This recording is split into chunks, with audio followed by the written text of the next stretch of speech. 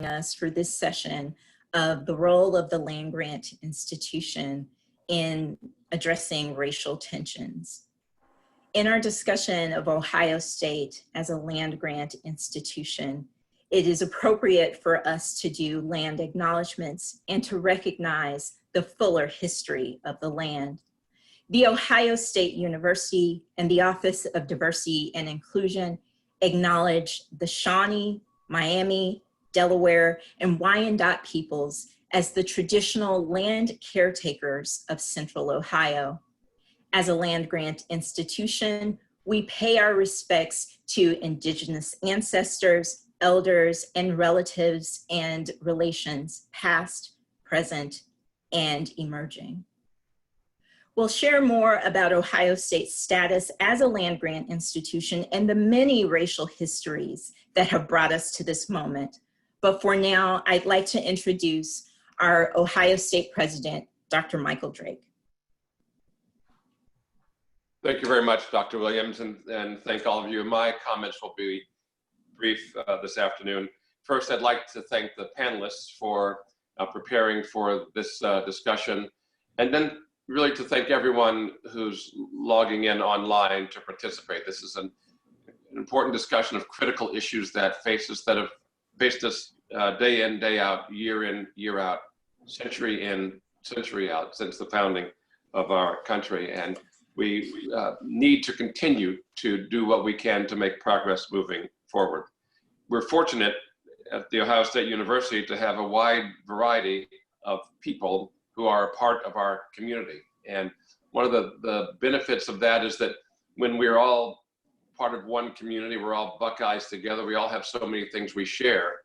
As we come from all those things that we share to a discussion about differences that some may perceive between us, we can describe things from different points of view and through different lenses. And I always find that to be illuminating and helpful to people who might be standing next to you or sitting across from you, but not have the same life experience or not the same perspective. And it means so much when we're able to share. I have had many circumstances where I had the opportunity, countless, honestly, countless opportunity to share something about my experience that was seen then as different than the experience of someone who was a friend or colleague, and at times had been a friend or colleague for decades, and just hadn't seen it the same way. And there's something that's again, I've noted day in, day out over these years, as someone would say, gosh, well, that couldn't happen to you or someone like you, could it? And the answer is 100% that it happens to me and people like me all the time. It happens to everyone I know. It happens to my children. And I knew it would. And we instructed them about how to deal with the pervasive institutional racism that is a part of this country's legacy, and how do you respond? And, you know, I've had the circumstance of having things happen to me in recent years where I knew people or had a position that allowed me to address these things in a way that was satisfying and effective, but always left me disappointed and angry that I had to know somebody or do something to mean that I would be treated with normal respect. It was a Pyrrhic victory. Great. I got a letter of apology or whatever else, but would that have happened if I didn't, if I were just the next person walking down the street? And so I'm really sensitive to those things and how we can address them. I have a couple of things. So just personally, I want to say I appreciate you doing this. I think that we all have a lot to share and to learn, and these conversations are so important. I want to recommend to everyone, and something that I've done, I teach a course in civil rights, the Supreme Court, and the music of the civil rights era. People may know that. And there's something I'd like to recommend that I've done. And that is that we in the course look at the Ferguson Commission review of the issues that happened in Missouri just a few years ago, and read that careful report. We also have looked at the Christopher report from 1991-92, which examined the causes for the Rodney King outbreak and the police brutality and the response. That's a good report to read. And then we also read the McCone Commission report from 1966-67, which is the review of the Watts riots in 1965. And it's fascinating to read these documents side by side, because what you see is, other than colloquialisms that were used in the 60s that we don't use today, that the problems are essentially the same, the solutions very thoughtfully are essentially the same. The dedication to doing them seems to be there, and then nothing happens. We also reviewed similar reports from the early 1940s and from the 1920s, let me say, and with the same things recognized, reported, focused on, and then the progress seems to fiddle. The Columbus community, the Columbus Community Safety Advisory Commission, I don't remember the name of it, put out a report here in Columbus in January of 2020, talking about police activities and what should happen. They listed 80 recommendations, 80. Very thoughtful, year and a half's worth of work. You now should read that in parallel to the other documents I've mentioned, because again, they're mentioning the same things. And the question I have always is, we've been there, we get it, okay, how can we move forward collectively to make for a different future? And I'd love, again, to hear the sharing of our collective community, use that as power, and use our collective voice and our collective wisdom to move us forward. So let me go back to Dr. Williams and say again, thank you for all the work you've done in organizing this and the conversations that are to come. And thank you to the panelists, and thank you for everyone who's participating. Thank you again, Dr. Drake. And I also like to thank Vice Provost James Moore for his vision to bring together university leaders to discuss how advancing the state of Ohio and Ohio residents necessarily means addressing racial disparities and injustices to plot a path for the future.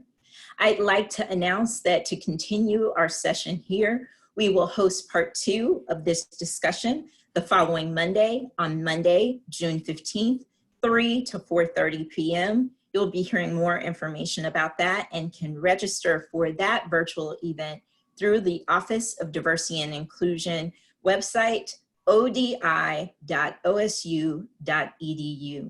Our guest on that occasion will be Trudy Bartley, Associate Vice President for Local and Community Relations, Trevor Brown, Dean of the John Glenn College of Public Affairs, Johanna Burden, Director of the Wexner Center for the Arts, Annie Fairchild, Dean of the College of Public Health, Kathy Northern, Associate Dean for Moritz College of Law, and Gretchen Ritter, Dean of the College of Arts and Sciences. We hope that you'll agree to join us again then. And for today's session, we'll have a moderated discussion followed by questions by the audience. In preparation for that, please keep in mind to type your questions in the Q&A box. The event is being recorded and live captioned, and it'll be available for later viewing through the ODI website. Now, I'd like to again thank and welcome our panelists. As Dean of the College of Social Work, Tom Gregoire leads his college's commitment to community engagement, advocacy, and rigorous scholarship focused on making a public impact. During his 11 years as dean, the college has established a substantial footprint as a collaborative community partner, change agent, and the source of evidence-based interventions on behalf of the most vulnerable populations and oppressed members of our society. Social work as a profession and as a college here at Ohio State exist because the status quo is harmful to so many in our society. Norman Jones is Dean and Director of the Mansfield campus and Professor of English. Educated at UCLA and Yale, he writes essays and books that explore the complex relationship between the Bible and literature, focusing especially on representations of marginalized people in the 20th and 21st century American literature.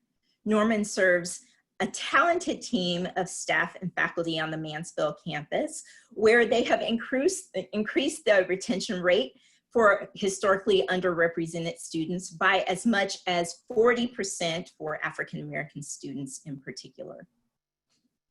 Dr. Leon McDougall is the Professor of Family Medicine and the first Chief Diversity Officer for the Wexner Medical Center. Dr. McDougall has been a family physician on the Near East Side of Columbus since 2001. and believes that lifestyles must be a focus of both the treatment and prevention of chronic diseases. His research is focused on diversity and inclusion and eliminating health disparities. He's passionate about the power of diversity and inclusion to change society and as a means of advancing excellence and innovation. Jacqueline Misha-Lamaya is the Associate Vice Provost for Diversity and Inclusion, Director of the Leadership Initiatives for Women of Color, and an Associate Professor in the College of Social Work.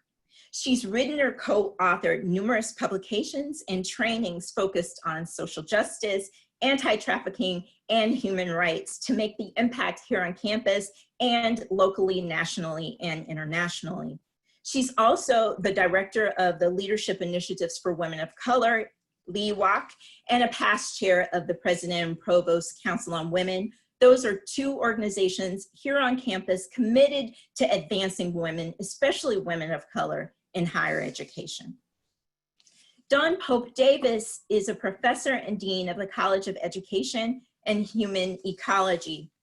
As an educator and psychologist, he is passionate about making sure that we're using higher education to address issues of equity, social justice, and the psychological well-being of students and communities.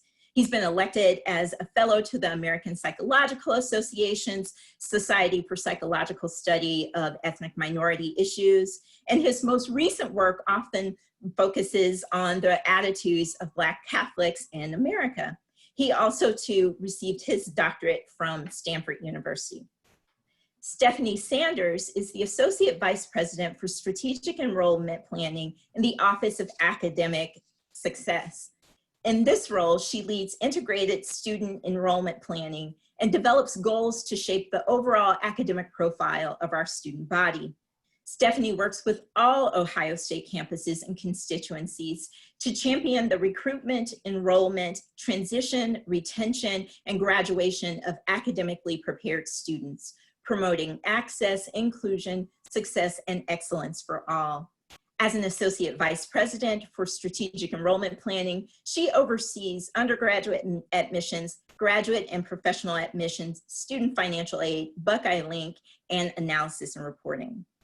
And I'm pleased to join you today as moderator. I'm Andrea Williams, Associate Professor of English, where I teach African American literature and 19th century American literature with an emphasis on slave and slave autobiography.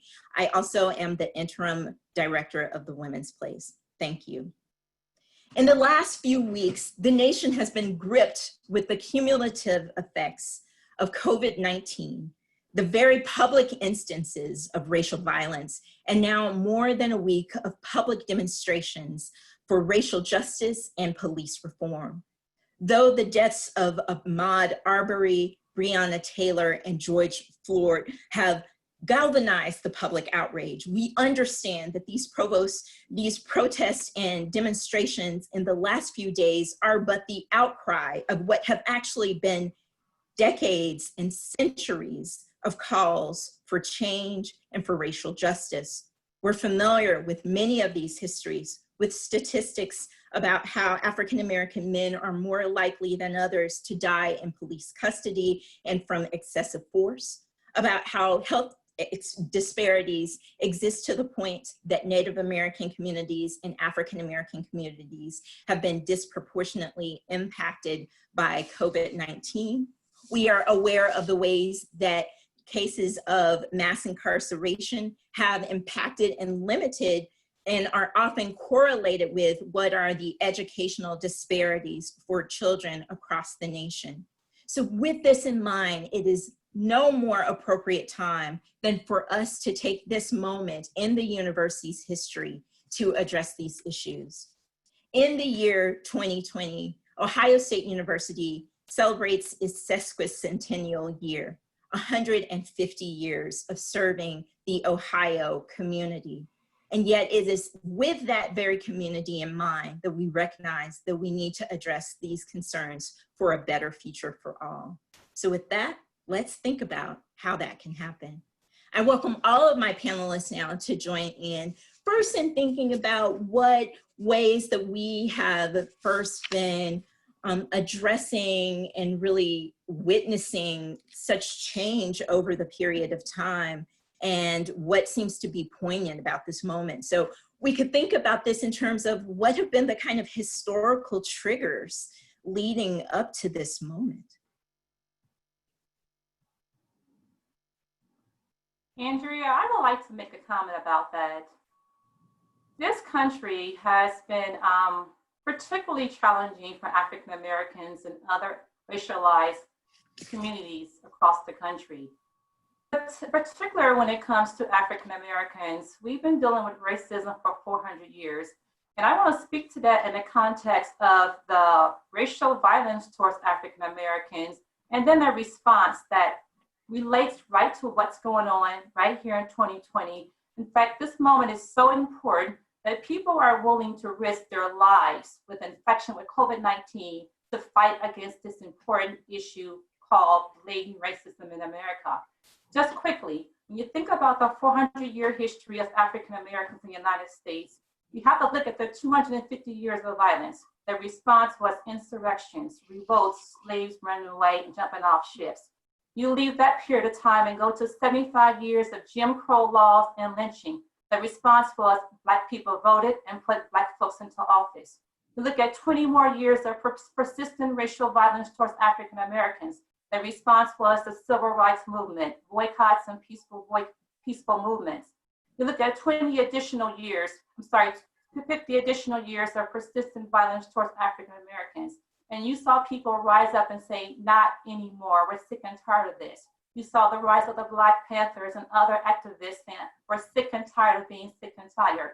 And then if you fast forward to the last few years in 2013 in the Black Lives Movement, America decided in particular that we have had enough.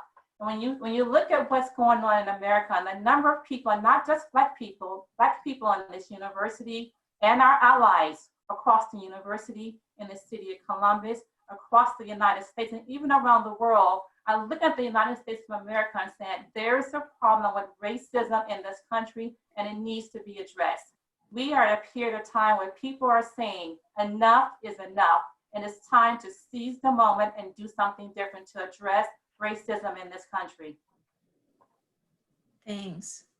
And I know, coming from a social work background, you especially are invested in the kinds of ways that the structures and the strategies that we use in the social sciences and in partnerships with communities can help for us to overcome that.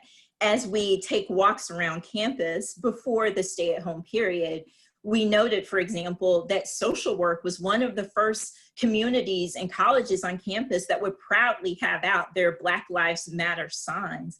Tom, as the dean of that college, talk a little bit more about the kinds of positionings that you all felt was so necessary to make sure that we understood both the historical background of that and why you needed to have a very forward message. I appreciate that. I'm going to just echo Jacqueline's message too. You know, until a week ago, there were more people in this country upset about Colin Kaepernick kneeling than there were about the killing of Black men and women. And so the outrage of the last week or two is really powerful and really important. I saw a poll last week, a Monmouth University poll, 76% of all Americans and 71% of white Americans see racism as a big problem in the country. Now that's sort of a no stuff finding, but that's the highest it's ever been. And so we are in this moment that we've never been in before. As to our what we do at the college, I listen to people. I listen to Jacqueline. I listen to my colleagues. I care about my colleagues, and I'm trying to create an environment for students, for faculty and staff, all of us, but our students of color. That feels safe, and it's just our way of putting our foot down and saying this is okay. It's okay to call this out. It's the role of the university to call this out, and we want to create in our college a place that feels safe. I don't think I'm doing a good enough job, frankly. I have a lot of people in pain, but that kind of messaging is just, and we've done it with other things over the years too. But it's just to call attention to what needs to be spoken about. coming into higher ed should be uncomfortable. It's not a trade school, with all due respect to trade schools, but you get through 4 years of education at Ohio State and you haven't had your world rocked, we have failed. So we do some of that to just provoke conversations that need to be had as well. Mm-hmm. Great. What have others of you been responding to most as you look at the news over the last few weeks?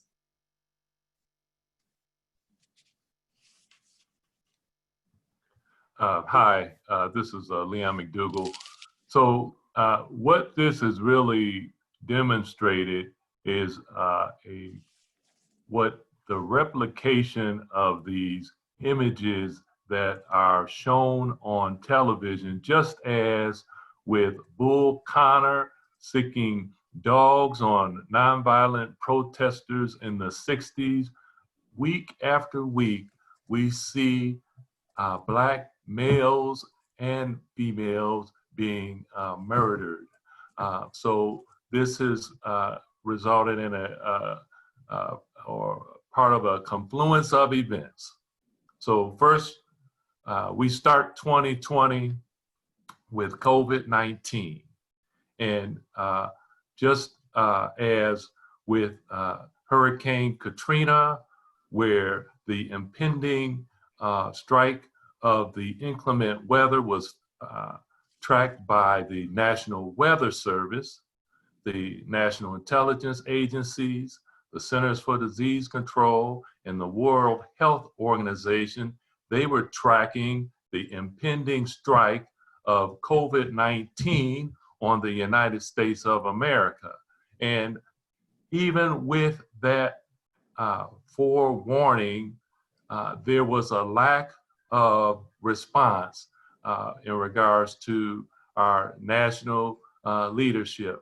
And that subsequently led to what could have been predicted, high density, low wealth communities with relative lack of access to health care and resources would be mostly affected.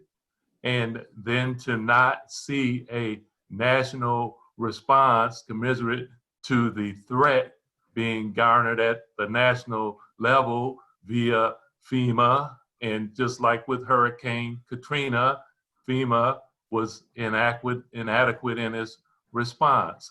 And just as we saw on our television sets,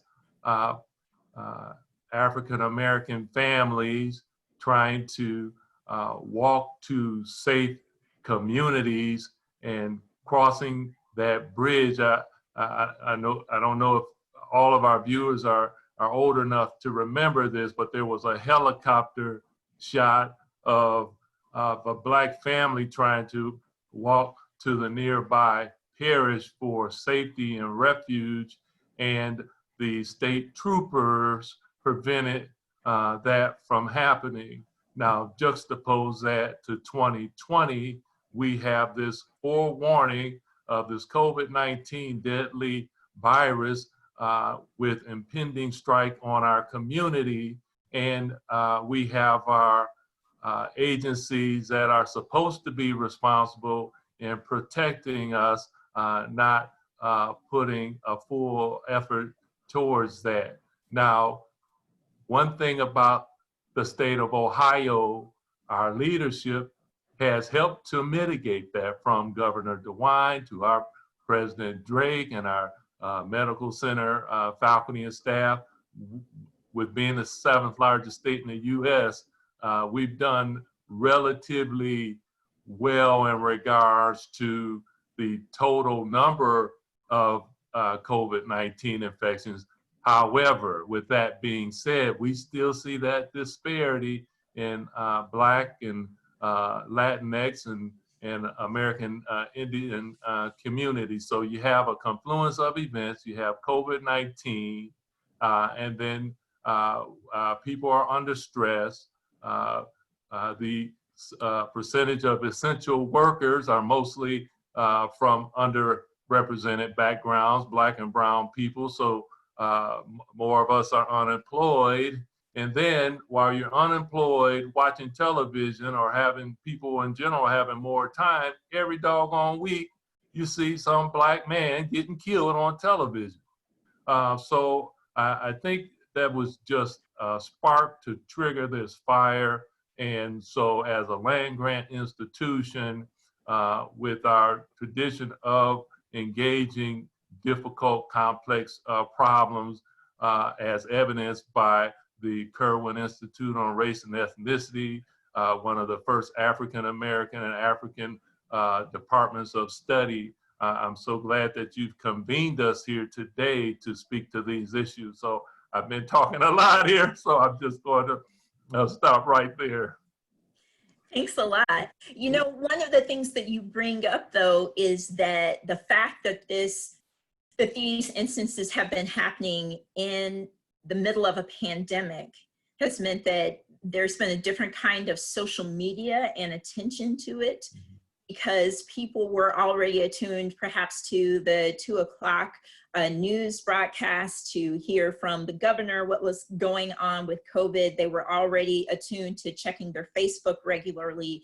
They were already attuned to tuning in through multiple Zoom meetings in ways of being able to communicate knowledge. And so, as you mentioned, it seems as though the kind of virtual build of this is including through video reporting, very witnessing of many of those acts of violence, has made this all the more an opportunity for people to gather and to know in these more instantaneous ways how to organize for change. Dean Pope Davis? I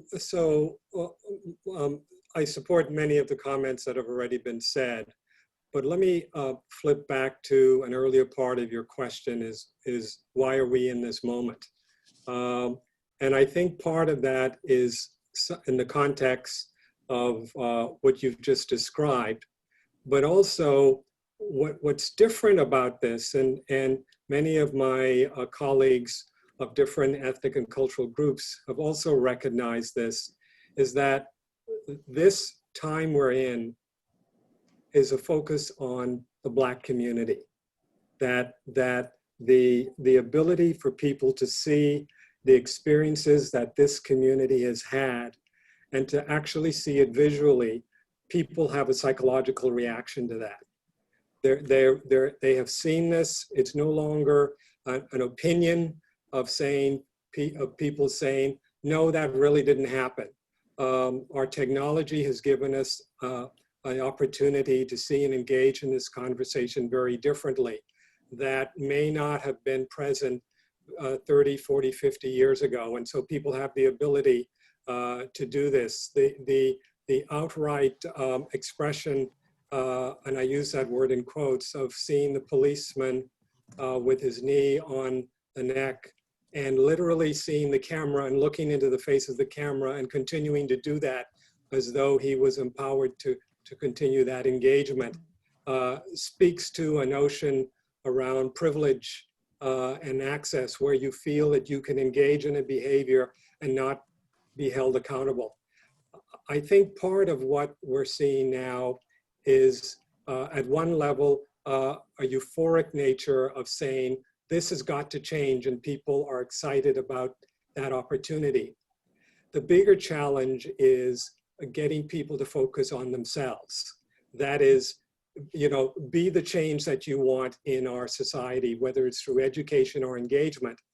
And one of the things I would caution people to do, don't look to Black people or people of color to answer those questions for you. In our academy, if our students come to us as academics and say, I don't know something about X, many of us as academics will say, well, go read about it. Go to the library. Go have an experience that allows you to broaden your breadth so that you can become more informed, and then come back and we will have a conversation about this in our community. And so this is not to say to not have those conversations with African Americans in particular in this context, but this is to say the question has to be asked, what is your responsibility in this, and how are you going to educate yourself And as a College of Education and Human Ecology, we hold the highest level that education presents an opportunity to transform communities in ways that it is not historically done. And so we want to encourage people to do that as we go forward. Thanks for sharing that and having for us to think about the kind of reading practices and self-education practices that people can be using in this moment. One of the strategies of activism that educators have used for a long time, but especially over the last couple of years, since Ferguson and into Charleston and so on, or Charleston and Ferguson, was to create syllabi, these hashtag syllabi. So African American and African Studies professors like Keisha Blaine, Chad Williams, Kadada Williams have been thinking how the kinds of reading lists that we in the university are quite used to preparing really need to be circulating beyond our campuses, and including not only readings, but videos and films and other ways that people can think about engaging these topics in local perspectives, in their families, with their friends, with their children, understanding that it is never too early to teach children about justice. People think, oh, I will expose my child to too much if I tell them at 6 or 10 that difference matters. But I was also seeing then someone who was saying, as a kind of pediatrician, that children recognize color, and then what racism becomes is the kinds of social differences that are accrued to those differences in phenotype and in appearance. So children often are ready to assess those kinds of differences and needing the frameworks to be able to do that. Based on that, on thinking about the kind of traditions and themes that we have for looking at syllabi, whether on campus or the kind of hashtag syllabi that have been circulating beyond the university, what are some kind of readings or films or other pieces that you recommend to people for sparking change and self-education right now? I'm going to move, thank you for the question. I'm just going to start this off by saying, I think syllabi is one way to do it. There are films, there are narratives, and so forth. Let me suggest 3 possibilities. If you have people of color in your community as part of the pedagogical experience, ask them to share their experiences with you, because those begin with a very personal narrative of here's how I have been treated and here's how I've been seen. The second thing is, one of the films that I would use as part of this pedagogical moment is, quite frankly, one that is currently on Netflix. James Baldwin's notion on I Am Not Your Negro. Mm-hmm. It's a very powerful narrative, and if our participants haven't watched that, take some time to watch it. I dare say you will walk away from that challenged to think about your response and your engagement with some of the issues that are going on in our society. And since I'm a big James Baldwin's fan, one of the other things that I would have you teach, or excuse me, I'd have you read, is The New Yorker just republished one of James Baldwin's narratives, Letters from the Region of the Mind. You can download it. It's a PDF. Take a look at that. And one of the things, given how long ago this was written, there's a phrase that he uses about the notion of privilege and the notion of putting pressure on people's necks and so forth. You know, the notion, the imagery that he uses, the metaphor of the foot on the neck as a metaphor that he uses in his work, that we see it's no longer a metaphor. And so to have that experience happen today. And so those are a few things that I would suggest that people incorporate and have the ability to think about that in terms of their own lives. My last comment will be this. We can put a variety of syllabi and content together for a lot of communities, and we as a university are very good at this. It's been my experience that the way you bring about change, or let me say this differently, if you do not have the ability to self-reflect, it is almost impossible to change. Let me repeat that. If you don't have the ability to self-reflect, it is difficult to change. So no matter what you read, it can be perceived as something external to yourself and so forth. What I think we need now is the ability to self-reflect and to say, what can we do differently? Or more importantly, what can I do differently? Whether I have privilege, whether I have access, what have been, and so part of the pedagogical part of that is saying, what are my relationships like in my community with my colleagues of color, particularly African Americans? What do they look like? What are their experiences? I know their experiences are different than me, but understanding that lens through which you see the world allows for an engagement that you can perhaps have in classrooms, reading groups, in communities, as the case may be. Those are just a few of my recommendations.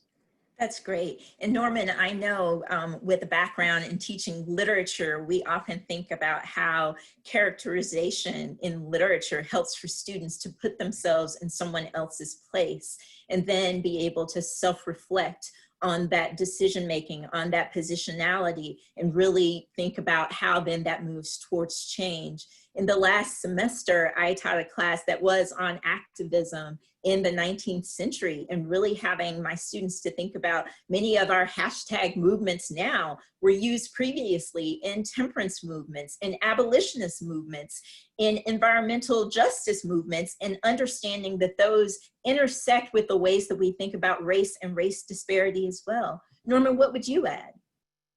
I appreciate that question, Andrea. And at the risk of throwing out titles that I think are very well known, but are so rich, brilliant masterworks, Toni Morrison's Beloved, I think for folks who haven't read it, you read that novel and I think you have a much better understanding of why you've heard 400 years talked about in this conversation. You know, George Floyd is about a 400-year history. It's not just about one event.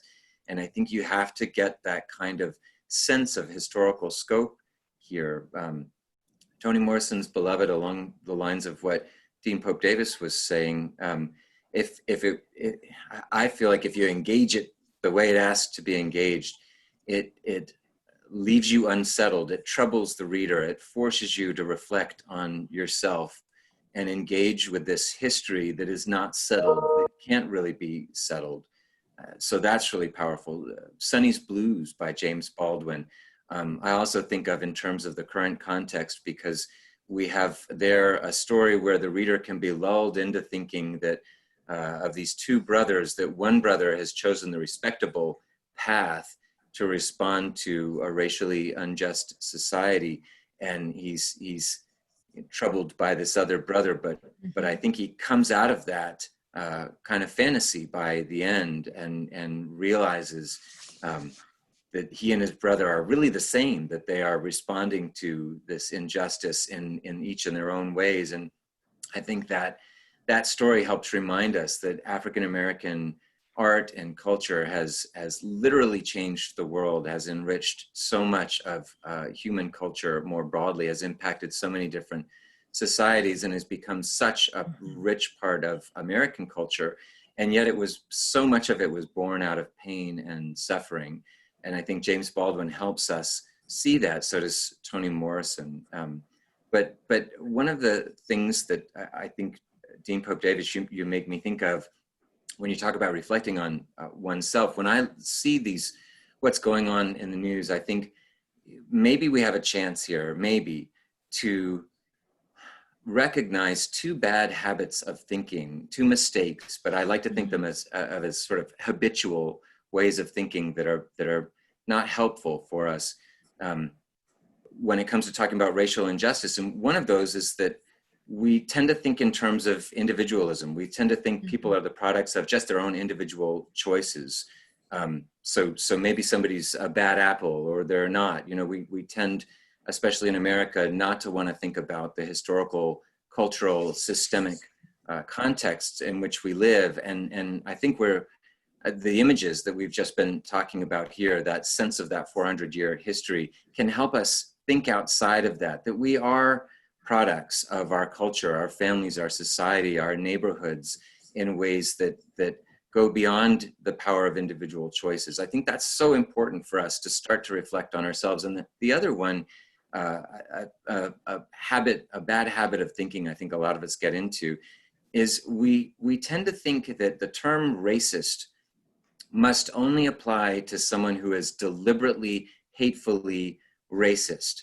And so we think, well, I can't be that person. I'm not a racist. I'm a good person. I don't mean any ill will. And so we let ourselves off the hook. And I certainly am one who falls into both of these patterns of bad habits. I just think they're habitual thinking. We ignore how we're unconsciously part of a history and a culture that treats people unequally. And so we think to ourselves, well, how can I do anything to change our whole culture? As long as I'm not actively hurting someone or being a deliberate active racist, then I must be one of the good guys.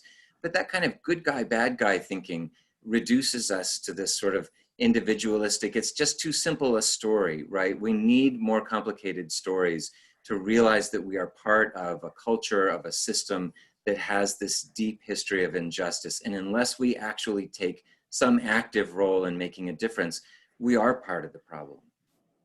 Thanks for bringing that up in terms of the difference between the ways that we often see individual acts of injustice or racism and discrimination.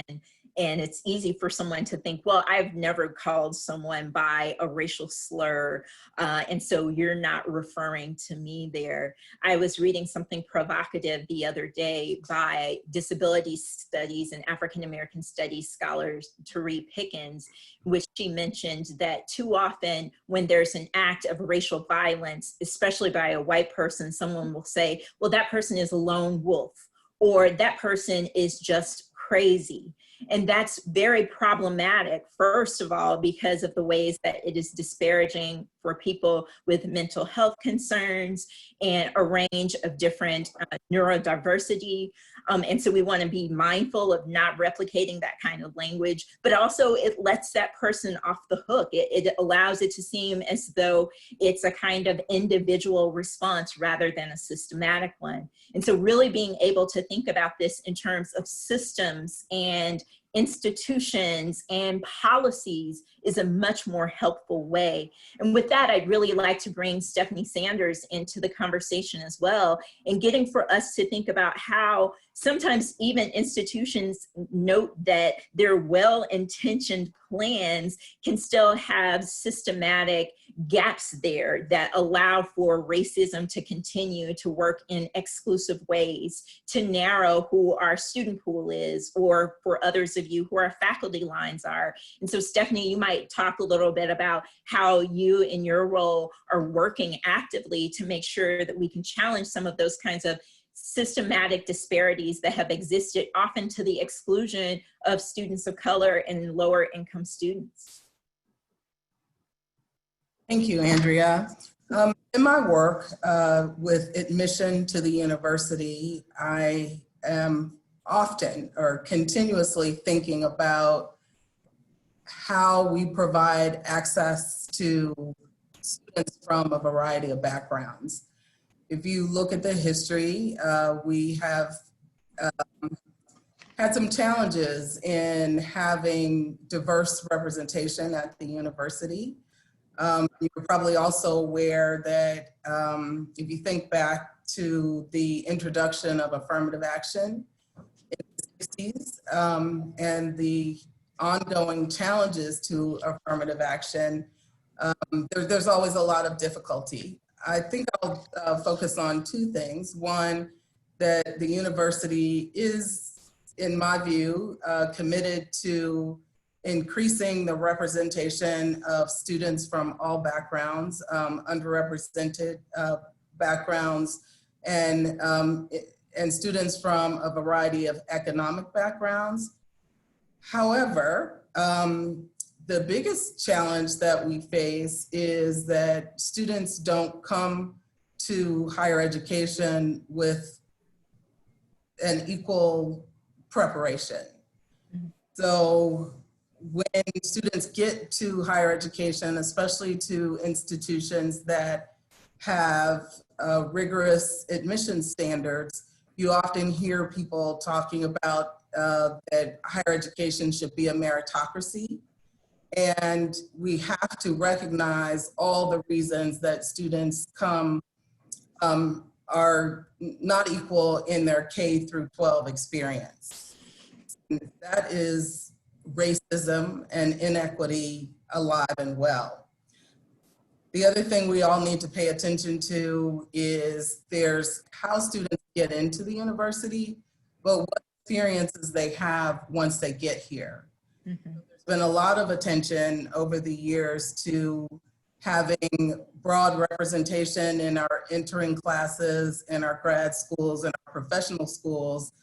But especially at the, well, I was gonna say particularly at the undergrad level, once they get here, we wanna make sure, or we must make sure, I should say, that all students, regardless of their background, regardless of their income, regardless of where they were educated in K through 12, that they have access to all that the university has to offer.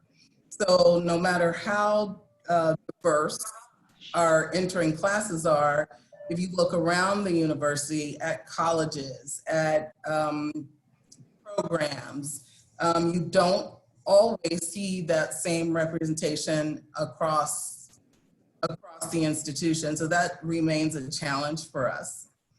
I think that as educators, we have an opportunity and an obligation to reach down to K through 12 education to address the inequities that are there. And they're there for lots of reasons, including disparities in income, disparities in opportunities, differences in where we live, where we have the opportunity to live. And those challenges don't go away when students apply to and arrive at the university.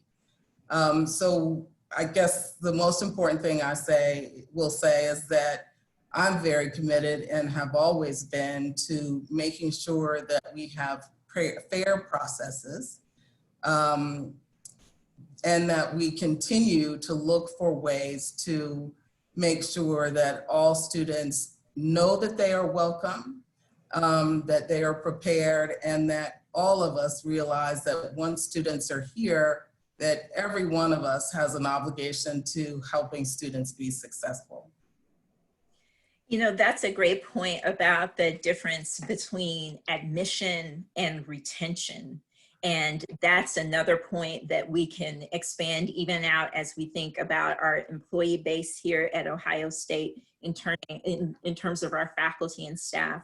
My office at the Women's Place each year publishes an annual report on the status of women at the university. And one striking population statistic that we've found this year is that there are actually fewer African-American tenure-track faculty women this year than there were 10 years ago or so in 2009.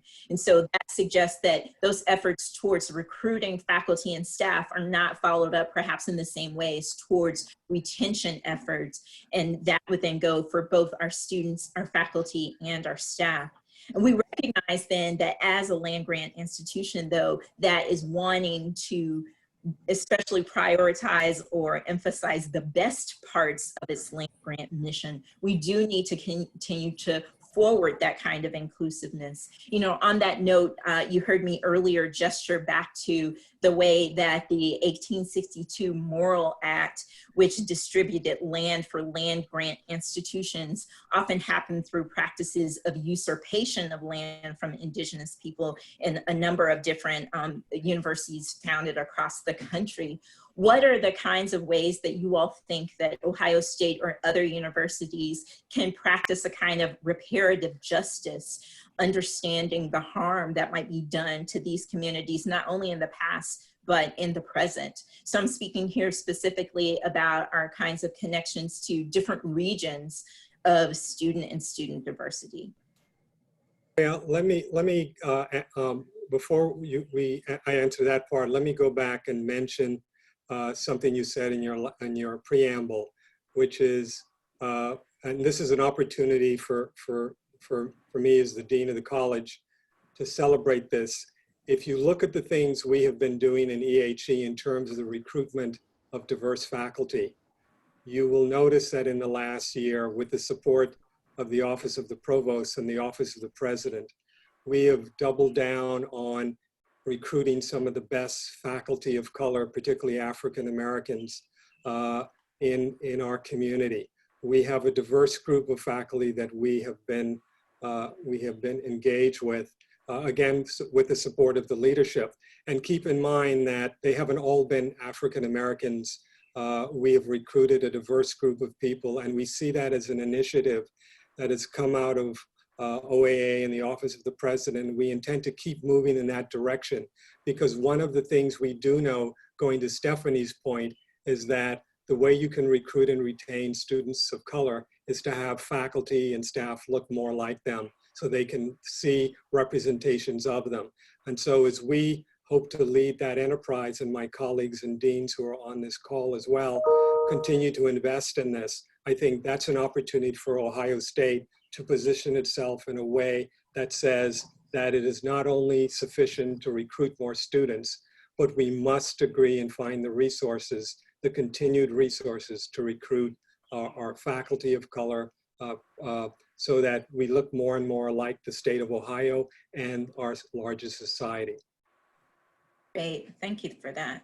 And Dr. Williams, one of the benefits of being a faculty member at The Ohio State University is the support we receive to branch out nationally. So in my role with the National Medical Association, I'm president-elect, and that has allowed me in that role to collaborate with the Association of American Indian Physicians under the umbrella of the Rainbow Push Coalition. And we are fighting the disparities noted with COVID-19. And when we develop those networks, it enables us to even bring more of that knowledge here and that expertise here. President Walter Hollow, past President Melvina McCabe, Executive Director Tom Anderson. So in our work here as faculty and national leaders, those networks, we can bring that back home. That's great, that's great. Others? Yeah, Andrea, I think as an institution, we're at a point in time where we're going to have we need to have some very difficult conversations around race and racism. We have to just say it, sit in that discomfort and take some actionable steps as equity practitioners. We have to come up with common language that we all understand and agree to. This requires high-level continuous accountability, assessment, reflection, and action. We are past the point of just talking. Black students, faculty, staff, Latinx, Asian, international, indigenous people are wanting something to happen. And as a land grant institution who is the beneficiary of land transfer wealth from indigenous nations in particular, we have a responsibility to do something and do something now. People often talk about land grant institutions having a complex history when it comes to indigenous nations. There's nothing complex about genocide, dispossession, almost eliminating 250 tribal nations, lopsided treaties, the exclusion of people of color historically and presently in higher education. I think everybody on this call today understands the benefits of higher education, but it is clear, even among 112 land grant institutions, there is not equal access to this particular form of education and potential progress in one's life. I think when it comes to the present, the past, we cannot change the past, but we are in a position right now today to do something different to address racism. And I know that anyone and everyone on this call today is wanting us to talk about concrete steps, atonement, penance, action. We can look at data for 25 more years and still nothing may happen. And it's okay, and I recommend we continue to look at data, but it's important to also use that data here now for some quick and immediate wins. And I think we will also be remiss if we did not talk a little bit more about land-grant institutions and our Indigenous students, staff, and faculty at in this university and across the country. I think that it's time that we do something right now. And let's start with Indigenous populations right here on this campus. And we know it's a very small number of those individuals at the faculty, staff, and student levels. Let's talk about the Morrill Acts of 1862 and 1890. We know that they added HBCUs to the Morrill Acts in terms of 1892, and then 1994, the tribal colleges and universities, which we know were disproportionately funded, not by land, even by money at the time. I know that we have a responsibility to address this issue, and it's not an easy thing or comfortable thing to do, but it has to be done. I know you started out talking about land acknowledgements. That's a great first step of many to come, and it's a teeny weeny one. We have to think about reallocating resources to our Indigenous students and staff and faculty. We have to think about teaching this history. I'm sure that most people know nothing about land grant institutions and the historical conditions it has imposed on Indigenous people in this country. People need to understand that. We need that history. And we need to find a way to get more Indigenous students to this university and all land grant institutions on a full ride. And there are a number of scholars here at this university we need to recognize in terms of their work regarding land grant institutions and people of color.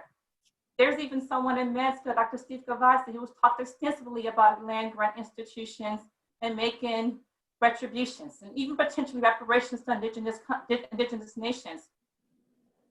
It's important that we recognize the benefits that we have benefited from, all the privileges we benefited from in terms of land grant institutions. And I think it's just really important to say this in the context of there were some things that were done that's not right. But in terms of making it right now, there's some concrete steps we can take beyond the education and acknowledgements and the scholarships.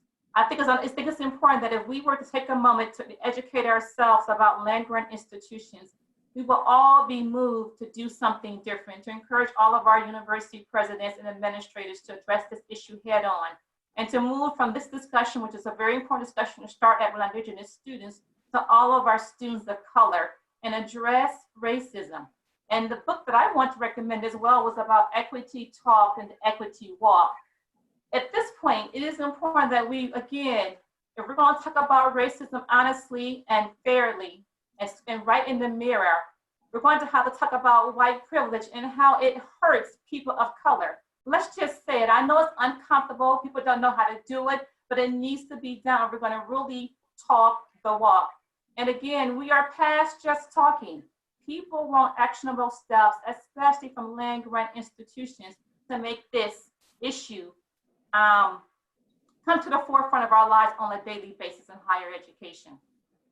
You know, I think that's really important that you brought up the ways that resource allocation and resource distribution really ties into the core of where power, where opportunity, where access rest across our campuses and in our communities, of even building pipelines to those campuses, their experiences and the knowledge around them.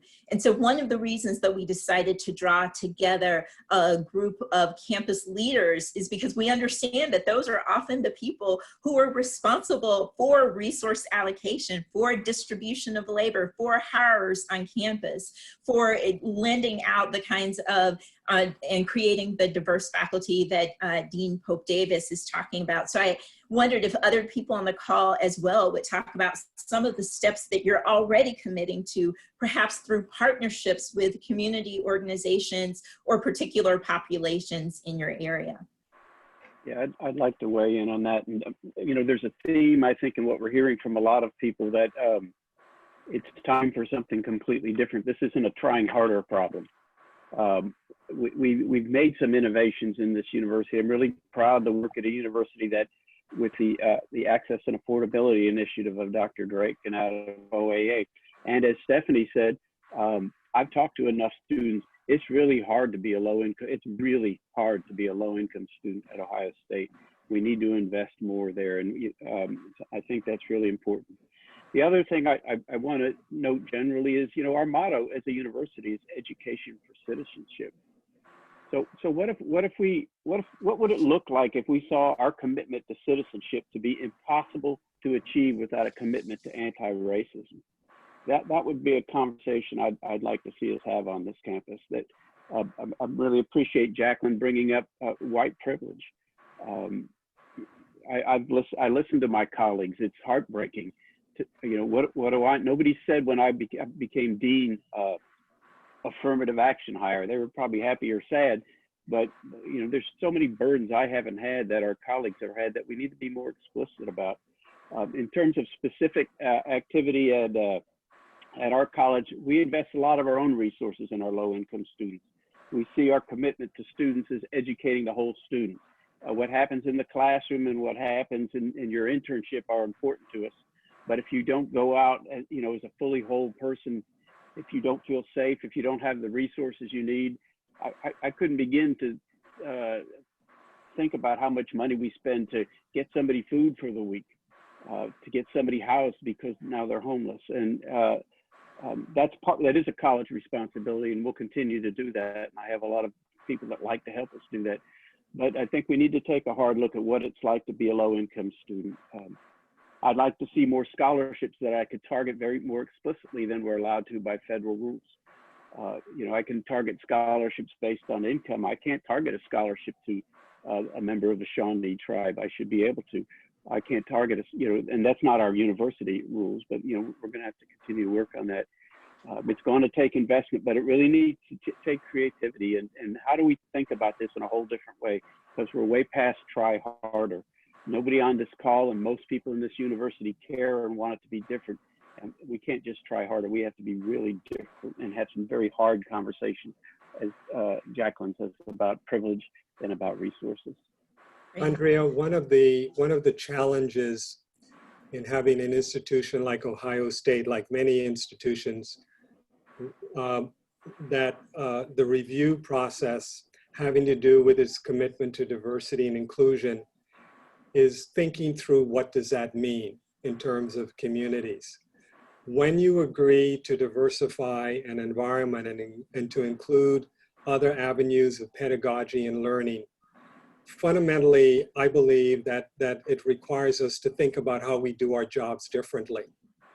I think too often when we begin these conversations, we say we are committed to diversity and inclusion and first generation and low income, but we have some structures, some historical structures in place that have prevented those values to permeate other aspects of universities, whether they be historical policies that have privileged some over others, whether that has to do with certain practices in units, and also, most importantly, a function of personal relationships. We on this panel represent an aspect of diversity of Ohio State. One of the questions we ought to be asking is how do we get more of us into our community? Because unless you're sitting at that table, or unless you have an opportunity to engage in the conversation, it doesn't change. And so those are some of the things that I think we can do in very practical terms. We are a very large community and we have an incredible group of alums. Have we ever thought about engaging the broad breadth of our alums in these conversations based upon their experiences and where they are in their communities? We also have a commitment to interdisciplinary pedagogy and research. Wouldn't it be incredible to create with this new GE possibility a course that is represented in every college that represents this theme in a way that we haven't historically, that is taught by faculty and students alike to create a different kind of experience for our students. Mm-hmm. One of the biggest challenges for us is that as academics, we have advanced degrees that in our society presents a model of we are an expert. And we as faculty are used to being experts at what we do. We have to get over that. And more importantly, we have to get over ourselves. Because part of it is okay to say, I don't know something. And so your degree, whether it's a doctorate, a master's, an undergraduate degree, does not give you the room to be able to engage in this broad discussion. So there's an element I think we have to bring to the table if we're going to advance this conversation. And it begins with H and it ends with humility. The notion of humility so that you can be open to other ways and to be accountable in terms of what you say and you do. And I think those are the conversations that we have the ability to do here at this great university. That's great. Norman, would you like to join in?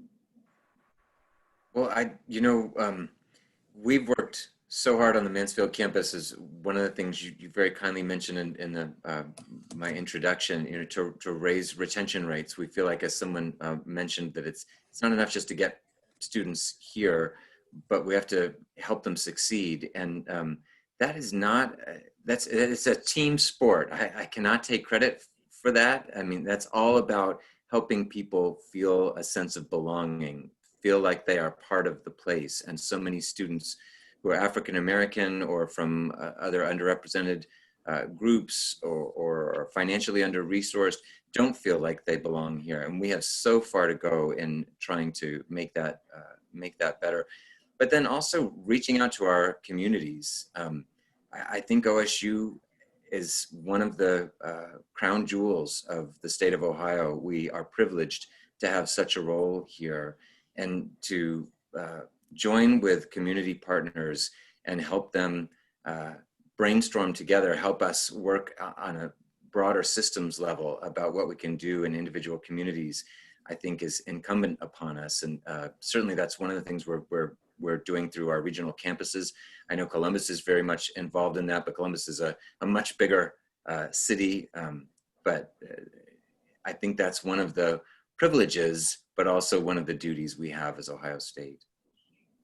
That's great. And Dr. Pope Davis brought up for us the point about building on our kind of alum network. And Stephanie, I'd like to bring you in again and asking how alums who may be on this call, how other people in community can support and walk alongside us in the kinds of efforts towards transformation that we intend for everyone on our campus, but especially for our students. How do you think that alums and community leaders can continue to be supportive for our students and maybe partner with us in helping to recruit those more diverse student bodies?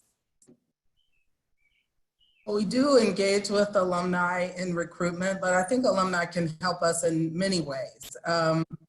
Speaking positively about the university, but also speaking truthfully about the university, and making university leaders aware of challenges that they're aware of. I myself am an OSU alum, and I love Ohio State, but I have stories from my experience as both an undergrad and a grad student that were not positive. And every single day that I come to work, I try to make sure that students don't have the same kind of challenges that I did, and that if they do, that they have somebody to talk to about them.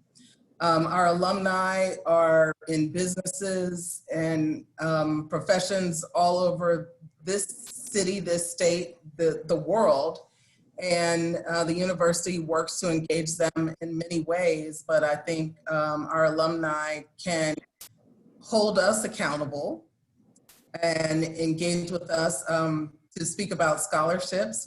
Our alumni can give, and we always want them to do that. It doesn't take a full ride to bring students to higher education. We want to make sure that we have money for students who need it, and that we can help students across a range of opportunities. I agree with Tom that we still have a ways to go to make Ohio State University affordable for low and middle income students.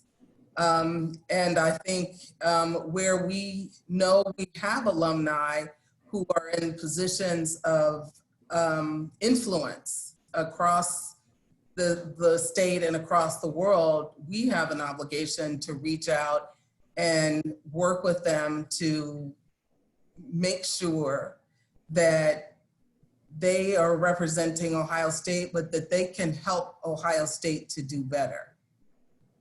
Great, thank you for that.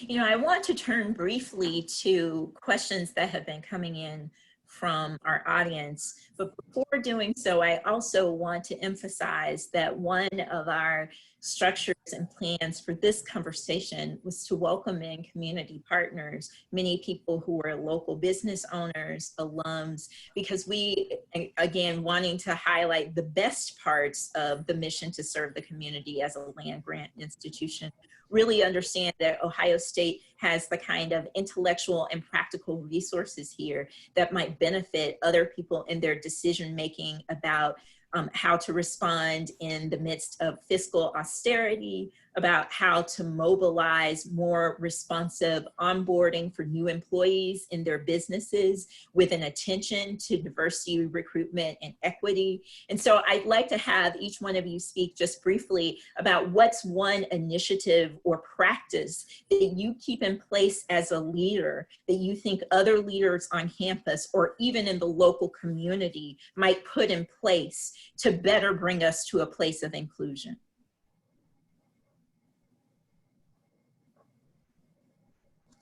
The first thing, I would just say that even before I became the Associate Vice Provost for Diversity and Inclusion, I personally felt responsible as an ambassador and alum of the Iowa State the university, I should say, to embrace diversity and inclusion and now equity. I've never thought it was the responsibility of one unit or one person or one chief diversity officer.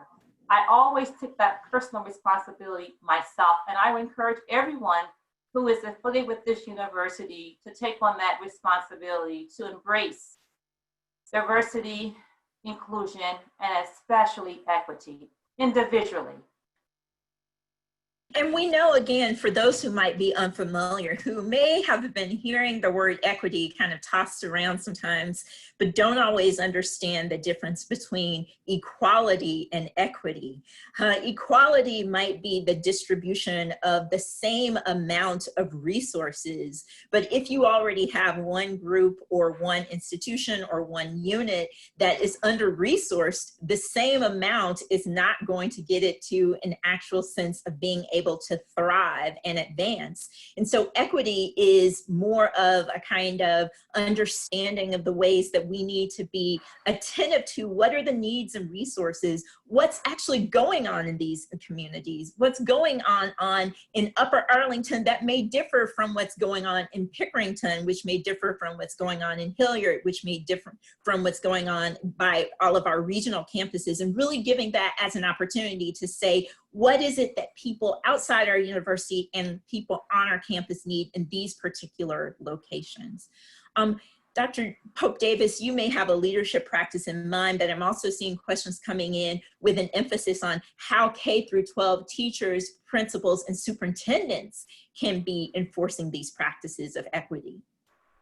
Right. So one of the things that our audience may not know is that even prior to what's happening in our broader society, we are very committed in EHE to diversity, inclusion, and equity, particularly as it relates to issues of social justice.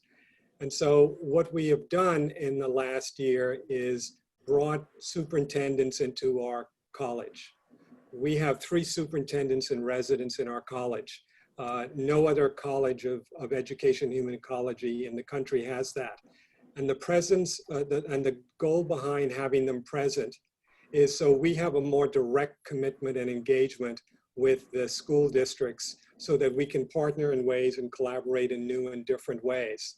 And so we're begin a series of conversations. In fact, we had one earlier today to talk about ways in which EHE can partner with school districts with 3 of our superintendents who are in those roles, particularly as it relates to teacher education, training, talking about diversity in schools, inclusion, training opportunities for leadership.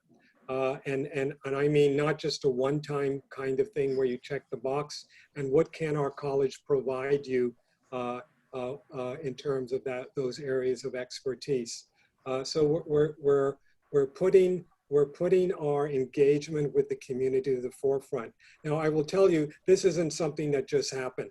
We started this enterprise 2 years ago, where when we reorganized our college and looked at different organizational structures, we examined the ways and what was missing from our college. And so we began to engage with community partners in ways that we hadn't before. And my expectation is that that will grow as we go forward. And this is an opportunity, given the place that we're in, to not only do this by ourselves, but connect and partner with people in social work, in psychology, and in various other areas, in health, or what have you. And so those are some of the things that we are thinking about and being pretty intentional. We're also talking about bringing superintendents and principals and teachers together so that we can have these moments from a professional development model of saying, how do you think about these things and what kinds of skills do you need in this enterprise? People have to be realistic, however. We can do a workshop tomorrow. It doesn't mean that the next day everything will change. You know, I remember reading about the expectation when the Civil Rights Act was signed by Congress, and people thinking that things will change the next day. And when they didn't, they got frustrated and upset. So change for us may look differently. You know, we've been in existence for 150 years. I'm not suggesting that this initiative should take 150 years, because none of us will be sitting here. But we can be much more aggressive. And one of the ways we can do this is, where are we putting resources? How are we engaging with our community partners? And are we listening to those partners, particularly in school districts, given that Ohio State puts a significant number of its teachers in school districts. We also have faculty in our human ecology area that are working on nutrition, other aspects, food deserts, psychosocial development. All of those kinds of things are part of the enterprise that we can take a look at. And I'm pretty sure my colleagues are doing, my dean colleagues are doing similar things. And if they aren't, let's get together and have a conversation to see how we can help each other. Because unless we do, we don't live up to our mission of being a land-grant institution. Dr. Williams? One of my colleagues, Oh. excuse me, Leon, Dr. one of my McDougall. colleagues, go ahead, Leon. Thank you. So with education being on the forefront through the K through 12 system, I think we should look for opportunities to replicate what's going on with our pathway schools to Columbus East High School through the health sciences academies, our health professions, our 7 health sciences colleges lead a cascading mentorship model, working with parents, teachers, and students, led by T Street and Trudy Bartley, Wendy Anderson, Dr. Darrell Gray. That seems to be a model in regards to when we're looking for avenues of investment and leveraging the expertise that we have here on campus. I would love to see something like that replicated, perhaps in the Linden School District. I think we have the expertise here, and to be able to support that more, I think that will go a long way too in regards to advancing work. Dr. Gregoire? Yeah, I'll jump in briefly. I know we're running short on time. I was going to observe, one of my colleagues said to me this morning that the ivory tower has failed. The ivory tower being us, and I think that's correct. One of the things we're doing, a couple of things we're doing at the College of Social Work, we're heavily community engaged. We're not here to fix, we're here to listen. We have a number almost all of our projects that work with new Americans, with older adults, with low-income kids that happen in the community have an advisory component that consists of older adults. That program has a motto, nothing about us without us, for example. So Don brought the point up earlier. We're sometimes prisoners of what we know. And if we don't go out and listen and engage, we're not going to get the job done. And so we have to continue to be partners in the community. And then the other thing is advocacy. We have a couple of positions in our unit in social work that focus on community engagement and advocacy, teaching social workers how the political process works, working with units in the community to do voter registration. And so all of those activities that take us off campus and help people advocate for themselves further. I want to, I've been thinking about this again, as I'm sure we all have, as again, the ways that many of the instances of racial violence and then the responses of righteous indignation are taking place in the middle of this pandemic.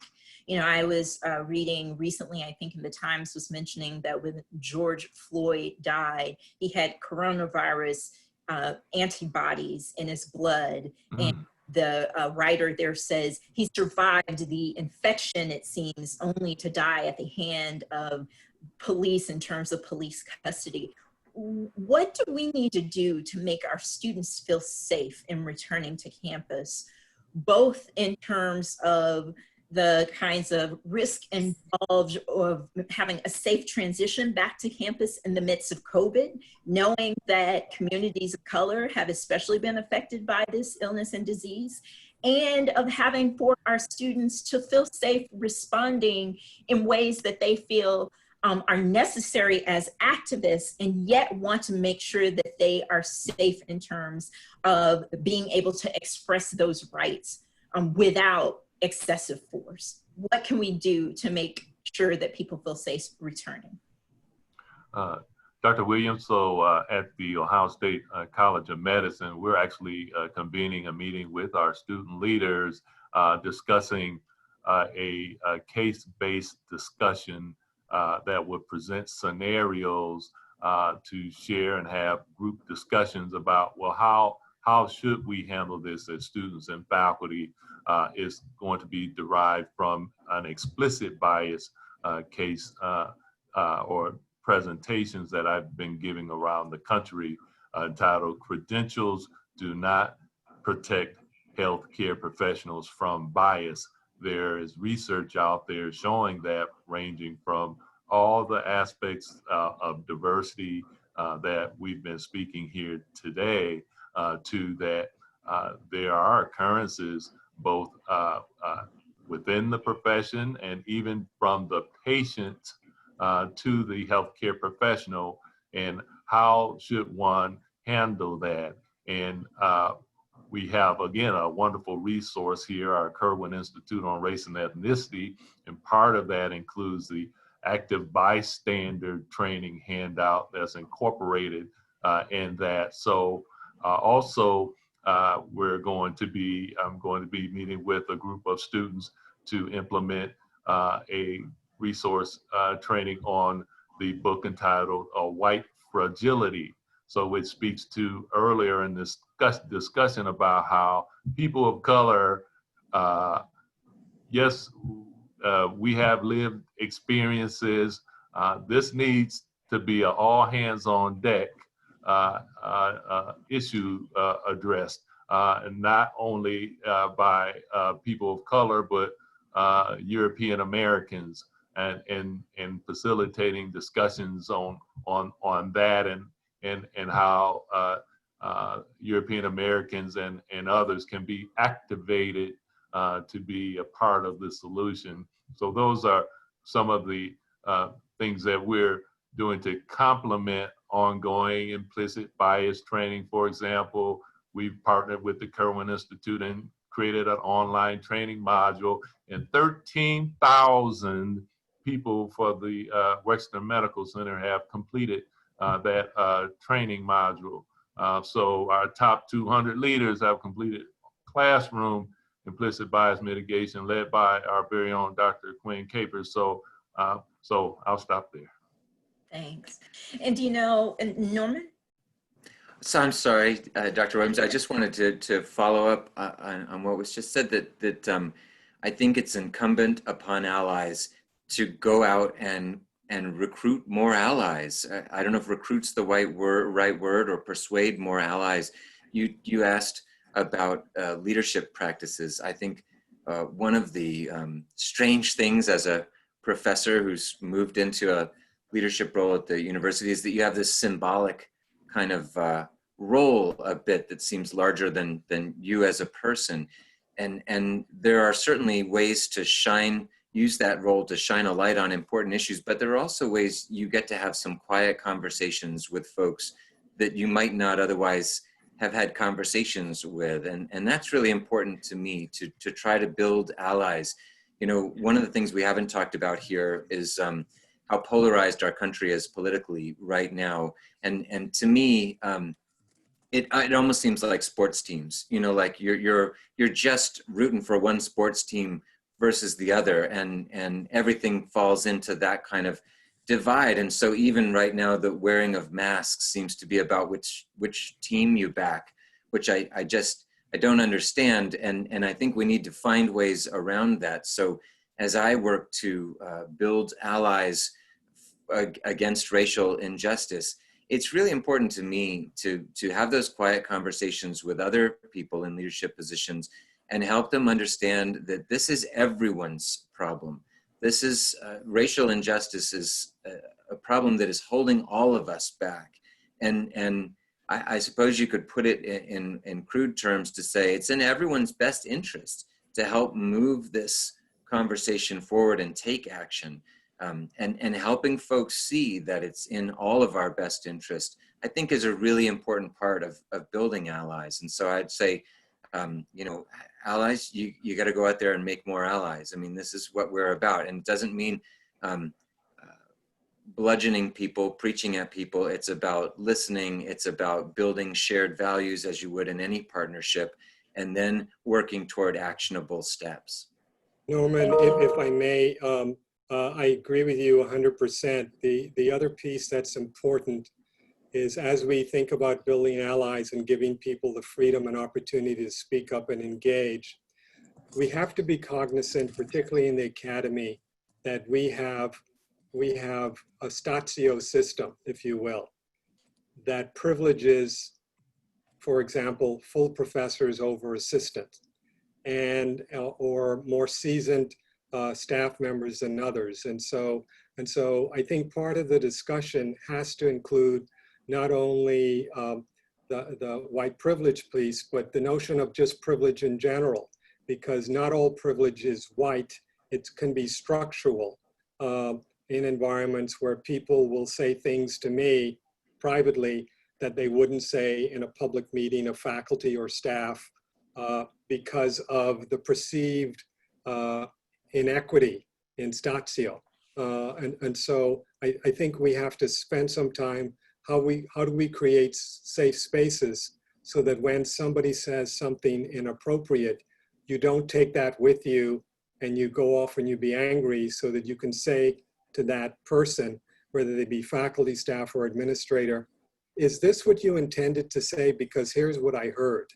And so those are the kinds of things. I'm kind of tying this back, Andrea, to what you said at the beginning. It really is about language that we use, but the privilege piece also has to do with the positions we occupy, where we have the ability and we feel the freedom to articulate that and say, you know, this isn't what we are about. And so how do we move forward in that conversation? I think you make a really great point. And I want to thank all of you again as our panelists today, and for all of your great points, and for bringing out the ways that one of the most important things that we might draw from this conversation is that challenging white supremacy and racism is everyone's issue. It's everyone's responsibility. It is more than avoiding things that are offensive or using racial slurs. It is more than donating. It is making sure that we have the self-reflections that in every means of our privilege, of our spheres of influence, we are making sure to dismantle these systems of injustice. Now, necessarily, because this is an issue that has been with us for much longer than the 150 years of Ohio State's own founding, it will be necessary for us to extend this both with our words and with our action. And with that, I ask for you to join us again at this time at 3 p.m. Monday, June 15th, 3 to 4:30 for part 2, when we will have additional speakers to help us to think about how to move forward, not only for Black lives, but for all of our lives, knowing that when Black lives are saved, that means that we are all moving forward in faith. Be well. Goodbye. Thank you. Thank you. Wonderful.